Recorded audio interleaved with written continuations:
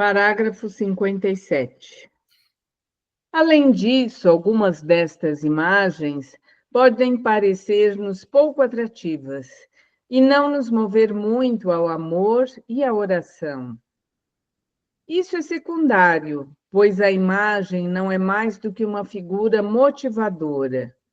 E, como diriam os orientais, não devemos fixar-nos no dedo que aponta para a lua. Enquanto a Eucaristia é presença real a ser adorada, neste caso trata-se apenas de uma imagem que, embora tenha sido abençoada, nos convida a ir além dela, nos orienta a elevar e unir o nosso próprio coração ao de Cristo vivo. A imagem venerada convoca, aponta, conduz, a fim de dedicarmos tempo ao encontro com Cristo e à sua adoração, conforme nos pareça melhor imaginá-lo. Assim, olhando a imagem, estamos diante de Cristo, e diante dele, abre aspas, o amor se detém, contempla o mistério, desfruta dele em silêncio. Nota 35. Parágrafo. Olha um Papa inaciano. Com certeza. E é o tipo da coisa que os que são adoradores ficam contra ele, dizendo que ele está desmerecendo a Eucaristia, alguma coisa assim, né? Mas eu queria também saber, hoje, pode ser a Soilane também, se tem vontade para falar, qual foi o primeiro impacto que teve na sua vida, assim, a primeira vez que você conheceu essa imagem do coração de Jesus, do Sagrado Coração, né? Qual é as tuas primeiras, não sei se teve isso na infância, porque eu fui conhecer isso muito mais tarde, né? Não sei se acho que vale a pena, porque nós estamos falando de afeto, nós estamos falando de imagens que estão marcadas no coração, né? Bom, eu saí da igreja com 11 anos, fiquei fora e voltei em 98, já com 42 anos. E eu ouvi um apelo interior para voltar para a igreja. Eu era mais ligada ao oriental, como ele acaba de dizer aí. O jesuíta tem um pouco de oriental, né? O jesuíta e o beneditino, por isso eu me identifiquei com os dois. E então eu não sabia o que Deus estava querendo comigo, pedindo para voltar para a Igreja Católica. Como eu não sabia o que era, eu voltei e fui obedecendo tudo que tinha lá na minha paróquia, que era uma paróquia carmelita. Então, por exemplo, tinha via sacra. Eu não entendia muito bem, mas eu fazia, você entende? Até que aquelas imagens começaram a falar comigo. Aí descobri que tinha a primeira sexta-feira do mês, era Sagrado Coração de Jesus. E eu achei bonita a imagem, né? Aquele coração saindo do corpo. Você mesmo contou a semana passada, né? Do menino perguntando por que o coração está saindo. Então, era uma figura muito bonita do Sagrado Coração. Eu ainda acho muito bonita essa figura, ela me afeta bastante. E então, eu fui assim, obedecendo, vamos dizer, adorando. Mas o que me move hoje, e sei que até o fim dos meus dias, é essa oração. Senhor Jesus Cristo, manso e humilde de coração, fazei o nosso coração semelhante ao vosso. Eu tenho uma tendência colérica e orgulhosa, arrogante, e essa oração me traz para o centro, né? Me traz para o verdadeiro sentido cristão. Então, todos os dias eu rezo essa oração e tenho muita esperança de que ela ainda vai se encarnar em mim o máximo possível. Eu sei que vou rezá-la até o fim da minha vida, mas com essa esperança de que cada vez mais eu vá me configurando com o coração de Jesus. Quer fazer que nem a banana, né? A banana que tem aquela raiz que vai entrando por baixo, vai entrando por baixo. Quando você vê, sai uma bananeira nova. Tem um nome essa raiz, eu esqueci o nome. O rizoma, né? Não é rizoma? Rizoma. Não sei se a Elaine quer falar, não sei se ela tem alguma Então, relação com a imagem. Pode... sim. E ele traz, né, a encíclica, né, o Papa traz esse coração vivo, né? É uma união a um coração que é vivo. Eu também tive uma ruptura, né? Eu acho que é uma história comum, por não compreender, por ser algo imposto, né? E recentemente também eu venho fazendo esse caminho de volta, né? Um caminho de volta que é um caminho também de descoberta, né? Um caminho de tentar achar essa vida, né? Dentro do meu coração, né? Uma vida maior, né? E esse coração de Jesus, né? Que é vivo também. Então, eu tenho essa tarefa comigo mesma, assim, de um trabalho de adoração, né? Que eu sinto que ali no silêncio algo move, né? Vem movendo bastante coisa, que é algo também, né, dos orientais, né? O silêncio, né? Esse tempo de silêncio, esse tempo de encontro, que é algo que vai movendo e vai abrindo para além, né? De algo que conceitual, né? É algo da vivência, da experiência.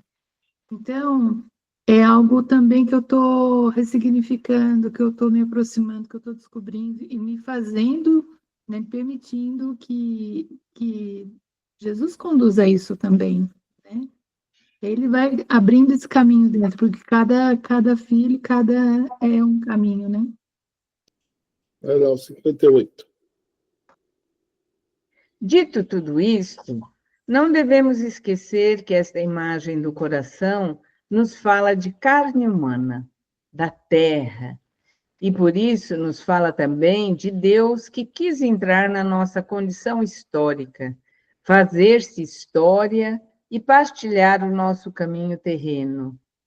Uma forma de devoção mais abstrata ou estilizada não será necessariamente mais fiel ao Evangelho, porque neste sinal sensível e acessível se manifesta o modo como Deus quis revelar-se e tornar-se próximo de nós. Amor sensível. Parágrafo 59. Amor e coração não estão necessariamente unidos, pois num coração humano pode reinar o ódio, a indiferença e o egoísmo. Porém, não atingimos a nossa plena humanidade se não saímos de nós mesmos, tal como não nos tornamos inteiramente nós mesmos se não amamos. Portanto, o centro mais íntimo da nossa pessoa, criado para o amor, só realizará o projeto de Deus enquanto amar. Assim, o símbolo do coração simboliza ao mesmo tempo o amor. 60. O Filho eterno de Deus, que infinitamente me transcende, quis amar-me também com um coração humano. Os seus sentimentos humanos tornam-se o sacramento de um amor infinito e definitivo. O seu coração não é, portanto, um símbolo físico que só exprime uma realidade meramente espiritual ou separada da matéria. O olhar dirigido ao coração do Senhor contempla uma realidade física, a sua carne humana, que torna possível que Cristo tenha emoções e sentimentos muito humanos, como nós, embora plenamente transformados pelo seu amor divino. A devoção deve alcançar o amor infinito da pessoa do Filho de Deus. Mas é preciso afirmar que este é inseparável do seu amor humano, e para isso ajuda-nos a imagem do seu coração de carne. 61.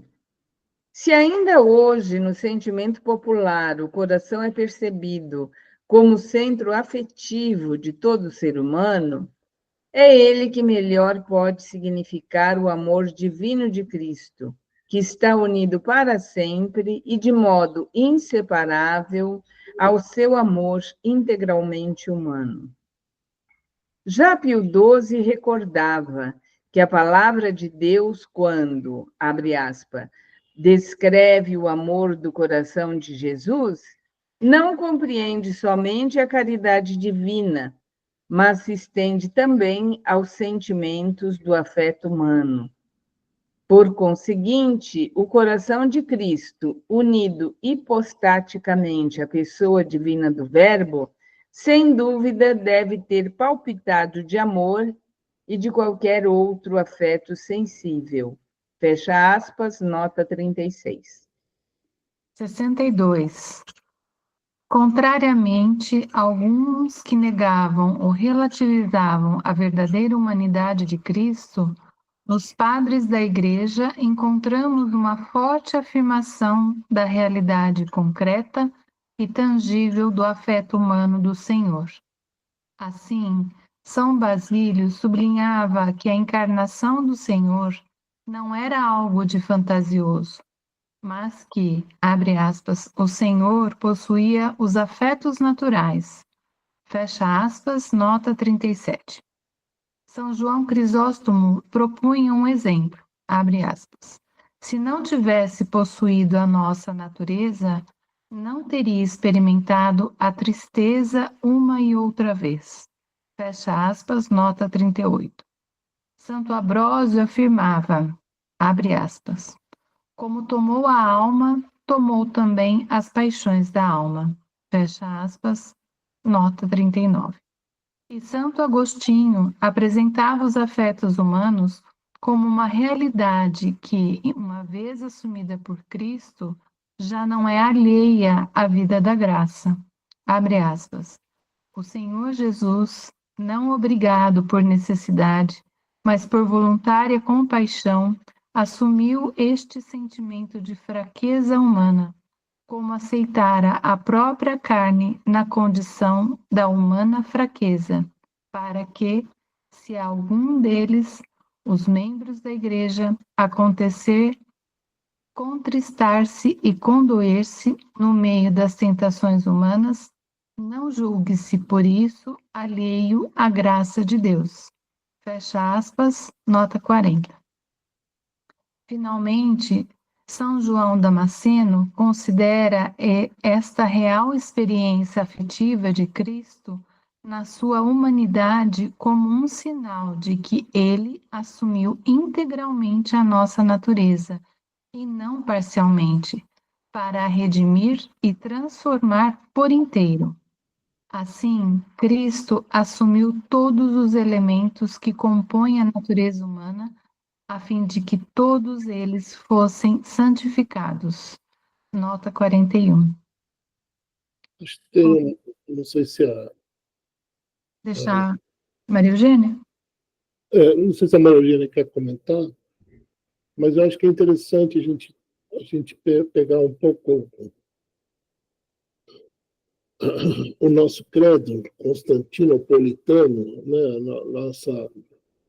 E essas ideias todas elas foram todas criadas até o século V, praticamente, né? E acho que é muito interessante a gente começar a ver essa experiência, porque nesse capítulo 3 ele vai dar um especial, nessa encíclica, ele vai dar um especial olhar para a experiência dos santos. E ele vai trazer à memória vários santos e formas que foram sendo percebidas, né? E é muito interessante perceber como ele vai trazendo a experiência deles como ele vai construir todo esse imaginário que a gente vai construindo na vida da gente, ele vai aparecendo a partir da experiência de outras pessoas. Né? E nisso está o valor da tradição para a nossa igreja.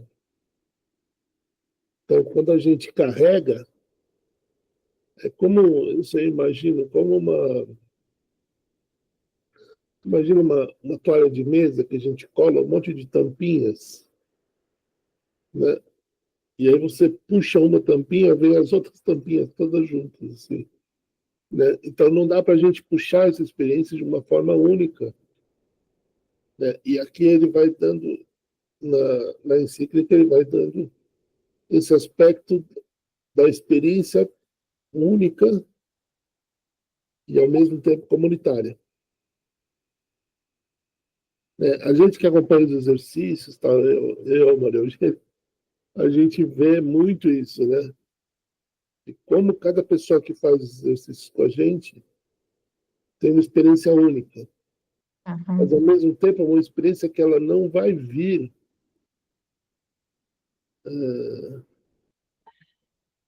de forma egoísta. Ela sempre vai surgir como uma criação de uma construção de uma comunidade, né? Uhum. E isso é muito profundo. E a gente não tem isso na fé do dia a dia, né? Não, precisa construir mesmo. Eu estou iniciando, viu? Eu fiz os exercícios espirituais ano passado, assim, só para situar um pouco. É, não conhecia, né, o Santo Inácio e os exercícios espirituais, então fiz o ano passado, aqui em Campinas, na Casa Inaciana, né, Casa Santo Inácio que tem aqui, e foi algo bem, assim, profundo para mim. Coincidentemente, teve uma peregrinação com o Padre Laércio que eu tive a graça de, né, grata a oportunidade e a graça de poder ir também, né? E lá eu assim, elaborei muito dos sentidos dos exercícios, né? Então é algo que ainda para mim você fala, eu compreendo, né? Mas eu não tenho essa clareza que você tem desse lugar de olhar, né? Quando numa encíclica, né, quando ele vai trazendo, né, do lugar também de jesuíta e naciano que é o Papa, né, ele traz, é como se esse micro e esse macro, né, o eu e a comunidade fosse conversando o tempo todo. Então, eu não tenho essa clareza como vocês têm, né, mas eu compreendo isso e acho de uma relevância tamanha, de uma necessidade também, né, e de algo que nos configura como humanos, né? Humanos e irmãos em Cristo, né? Porque isso tudo vai nos levar a uma consciência que o Papa já chama lá na Laudato Si, essa consciência do grande organismo vivo do planeta, né? Aham. Então, a gente aqui, como humano, a gente traz dentro de nós toda a sabedoria. Desde aquele ratinho, desde aquele dinossauro que já morreu há milhões de anos, né? Tudo isso está dentro da gente, né? Tudo isso compõe a nossa vida, a nossa história, os nossos sentimentos, né? E quando ele chama a atenção de algo tão forte como o coração, Uhum. né? Em várias culturas a gente vê que o coração, quando alguém mata um bicho, o coração é uma iguaria que é disputado Aham. entre os caçadores, né? Sim. O coração de galinha, galinha não é caçada, mas quando quem é caçador sabe que tem um valor especial, né? Então a gente tem esse fluxo de vida, né? Isso que está dentro da nossa cultura, lá dentro de nós. A vida começa quando o coração bate. A Uhum. gente sabe que ela não termina quando o coração para de bater. né? Mas a vida começa quando o coração bate, né? Já que o coração bate muito antes da gente perceber que ele bate. Aham. Né? A gente pode ver nas... Então, acho que é muito legal a gente trazer esse Deus que se une a nós, inclusive nessa música, nesse ritmo do coração. Né? Vai mais um, lembro 63. Vale a pena retomar aqui a reflexão de um teólogo que reconhece que, sob a influência do pensamento grego, a teologia relegou durante muito tempo o corpo e os sentimentos ao universo do, abre aspas, pré-humano, sub-humano ou tentador do verdadeiramente humano, fecha aspas. Mas, abre aspas, o que a teologia não resolveu na teoria foi resolvido pela espiritualidade na prática. A espiritualidade e a religiosidade popular mantiveram viva a relação com os aspectos somáticos, psicológicos e históricos de Jesus. A via sacra, a devoção às suas chagas, a espiritualidade do preciosíssimo sangue, a devoção ao coração de Jesus, as práticas eucarísticas, tudo isso preencheu as lacunas da teologia, alimentando a imaginação e o coração, o amor e a ternura por Cristo, a esperança e a memória, o desejo e a nostalgia, a razão e a lógica tomaram outros caminhos. Fecha aspas, nota 42. Vai lá, Maria Eugênia. Tríplice amor, parágrafo 64. Entretanto, não nos detemos só nos seus sentimentos humanos, por mais belos e comoventes que sejam, pois, contemplando o coração de Cristo, reconhecemos como nos seus sentimentos nobres e sadios, na sua ternura, no vibrar do seu afeto humano, se manifesta toda a verdade do seu amor divino e infinito. Assim o exprimiu Bento XVI, abre aspas, do horizonte infinito do seu amor, Deus quis entrar nos limites da história e da condição humana, assumiu um corpo e um coração, de modo que nós possamos contemplar e encontrar o infinito no finito, o mistério invisível e inefável no coração humano de Jesus, o Nazareno. Fecha aspas, nota 43. Pode ir. 62. Se quiser comentar alguma coisa, Maria Eugênia, fica à vontade. Porque me encanta muito a importância que os jesuítas dão sobre a encarnação do verbo, né? Um pouco contrapondo isso da teologia que ficou mais na cabeça, né? A gente se admirar de que o verbo infinito se encarnou no humano, se deixou limitar, precisou de uma mãe para alimentar, de pais para ser ensinado. Eu acho muito impressionante, me afeta muito isso que ele acabou de dizer, que o divino e infinito se deixou limitar, né? Assumiu um corpo. Corpo no sentido de ação e coração no sentido de afetividade, porque, como ele falava no outro parágrafo, os teólogos ficam mais no coração, mas temos pensar, sentir e agir. Então, quando a gente fica só no pensar, que é uma coisa bem do Descartes, né? Penso, logo existo, a gente limita muito o ser humano. E tem gente que não quer, né? Quer que Jesus seja só uma ideia mais abstrato, inatingível, longe no céu. Eu gosto disso, de que Deus está aqui no meio de nós. Me afeta quando na missa fala assim, Ele está no meio de nós, e está dentro de cada pessoa, de cada coisa. Eu gosto também da contemplação para alcançar o amor, né? De que Deus está em tudo, ver Deus em todas as coisas e todas as coisas em Deus. Ponto.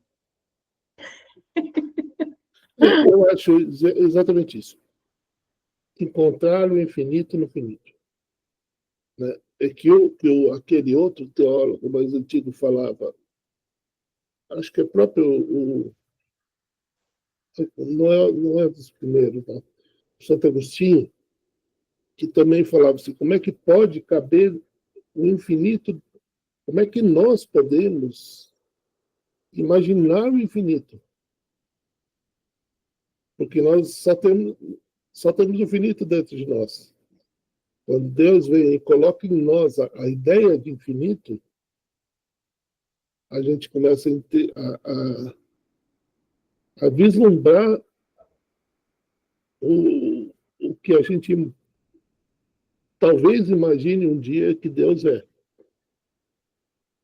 Né? E isso é muito legal, porque ele vai, né, sendo finito que Deus nos ensina o infinito.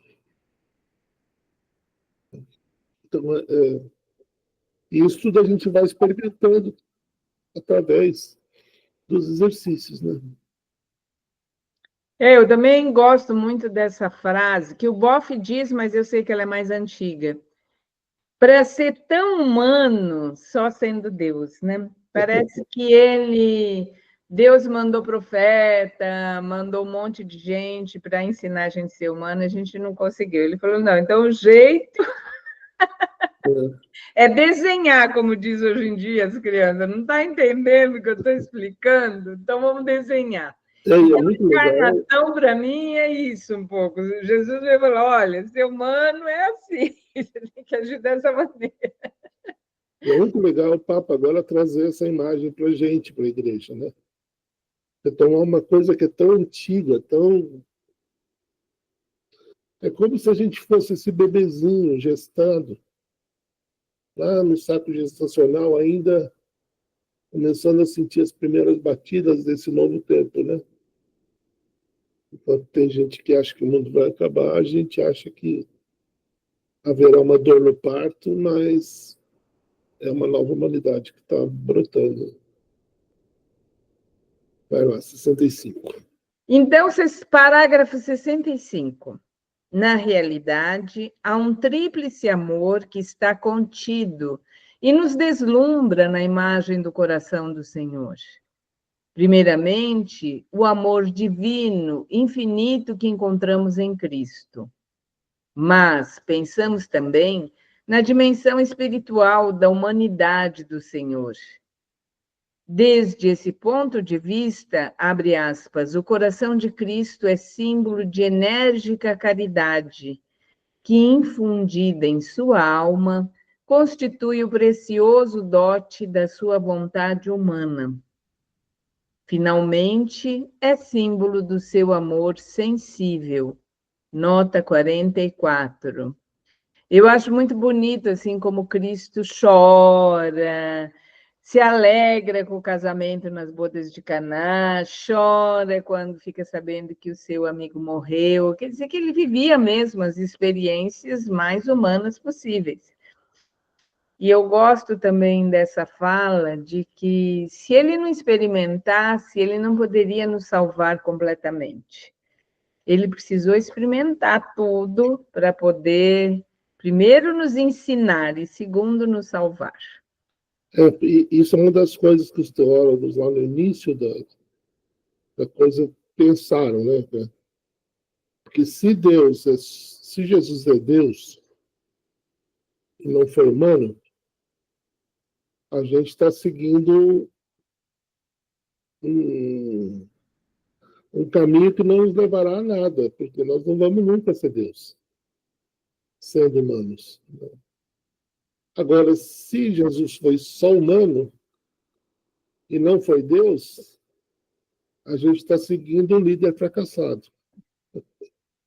porque ele, na sua humanidade, foi destruído pelo sistema, né? Então, o sentido e a força de Jesus é ser, em tudo, ser Deus e ser humano. Não há sentido no Jesus não Deus. E não há sentido no Jesus que não foi humano. É o credo, né, que você citava. É, Verdadeiramente Deus, verdadeiramente homem. é isso. Então, isso tudo está lá nos primórdios da igreja, isso tudo foi sendo feito nos concílios, né? Nos primeiros sete, né? Que são 7 os concílios que todas as igrejas aceitam, né? Ano 600, não, ano 300, 400, né? Não lembro. Acho que é o século V. Século V, VI, são séculos que definiram a igreja como a igreja, a doutrina, o grosso mesmo, né? Vai lá, 66. Estes 3 amores não são capacidades separadas, funcionando de forma paralela ou desconexa, mas atuam e exprimem-se em conjunto e num fluxo constante de vida, abre aspas. À luz da fé, pela qual cremos que na pessoa de Cristo estão unidas a natureza humana e a natureza divina, podemos conceber os estreitíssimos vínculos que existem entre o amor sensível do coração físico de Jesus e o seu duplo amor espiritual, o humano e o divino. Nota 45. 67. Por isso, entrando no coração de Cristo, sentimos-nos amados por um coração humano, cheio de afetos e sentimentos como os nossos. A sua vontade humana quer amar-nos livremente, e esse querer espiritual está plenamente iluminado pela graça e pela caridade. Quando chegamos ao mais íntimo desse coração, somos inundados pela glória incomensurável do seu amor infinito de Filho eterno, que já não podemos separar do seu amor humano. É precisamente no seu amor humano, e não afastando-nos dele, que encontramos o seu amor divino. Encontramos o infinito no finito. Nota 46. 68. É ensinamento constante e definitivo da Igreja que a nossa adoração da sua pessoa é única e abrange inseparavelmente tanto a sua natureza divina, como a sua natureza humana. Desde os tempos antigos, a Igreja ensinou que devemos, abre aspas, adorar um único e mesmo Cristo, Filho de Deus e do homem, em duas naturezas inseparáveis e indivisas. Fecha aspas, 47, nota 47. E isto, abre aspas, com uma única adoração, visto que o Verbo veio a ser carne, fecha aspas, nota 48. De modo algum, Cristo é, abre aspas, adorado em duas naturezas, introduzindo com isto duas adorações, fecha aspas. Mas deve-se, abre aspas, venerar com única adoração o Deus Verbo encarnado junto com a sua carne. Fecha aspas, nota 49. 69. São João da Cruz quis exprimir que, na experiência mística, o amor incomensurável de Cristo ressuscitado não é sentido como estranho à nossa vida. O infinito, de modo algum, desce para que, através do coração aberto de Cristo, possamos experimentar um encontro de amor verdadeiramente recíproco. Abre aspas. É bem possível que a ave de voo baixo possa prender a águia real das alturas quando ela se abaixa querendo ser presa. Fecha aspas, nota 50. E explica que, abre aspas, vendo a esposa ferida pelo seu amor, acorre ao seu gemido, ferido também ele pelo amor dela. É que nos apaixonados a ferida de um é de ambos, e os dois sentem o mesmo. Fecha aspas, nota 51. Este místico entende a figura do lado ferido de Cristo como um apelo à plena união com o Senhor.